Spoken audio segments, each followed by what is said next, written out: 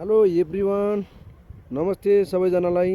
म भक्तबहादुर सिङ्गिजाको तर्फबाट हार्दिक नमस्कार गर्न चाहन्छु फेरि पनि।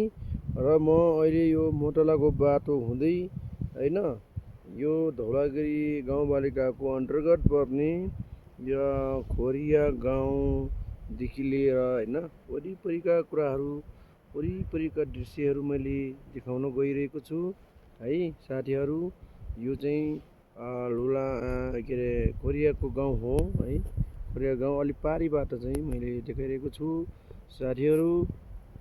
त्यो बाटो हुँदै धोरपाटन मरनी होइन, यो माथिको मरनी हो। त्यो मरनी भन्दा माथि चाहिँ त्यो डाँडा छ। त्यो डाँडा घटेर चाहिँ जलजला, उपल्लो जलजला, तल्लो जलजला, पाटेहाल्ना हुँदै झुले खोला हुँदै धोरपाटन जान्छ है।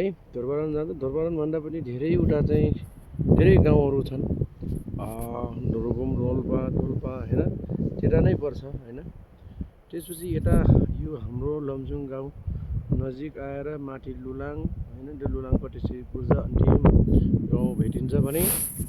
र अहिले यसरी घुमाउँदै आउँदाखेरि म धेरै पुरानो गाउँ बाटोमा म आइरहेको छु। आजभन्दा धेरै पहिला चाहिँ यही बाटो, यही गोरेटो बाटो थियो। यो बाटो थियो। यो बाटो हुँदै त्यहाँ चाहिँ एउटा मिल, ठुलो मिल थियो है। यो नर्जा खोला भन्छ है। नर्जा खोलाको छहरा तल चाहिँ एकदमै ठुलो छहरा छ। अनि यहाँ चाहिँ ठुलो एउटा होटलहरू, घरहरू पनि थिए होइन। यसरी चाहिँ यो उकालो हुँदै यो छिस्कुर हुँदै छिस्कुरको उकालो आएर मान्छेहरू यता जाने र उता जाने गर्थे भने बिस्तारै बिस्तारै यहाँ तल चाहिँ अलिकति तल चाहिँ गोरेटो बाटो आयो।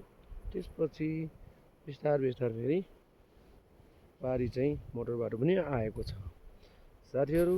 ल, यो भिडियो कस्तो लाग्यो तपाईँहरूलाई है, ल लाइक कमेन्ट पनि गर्न नभुल्नु होला। ल।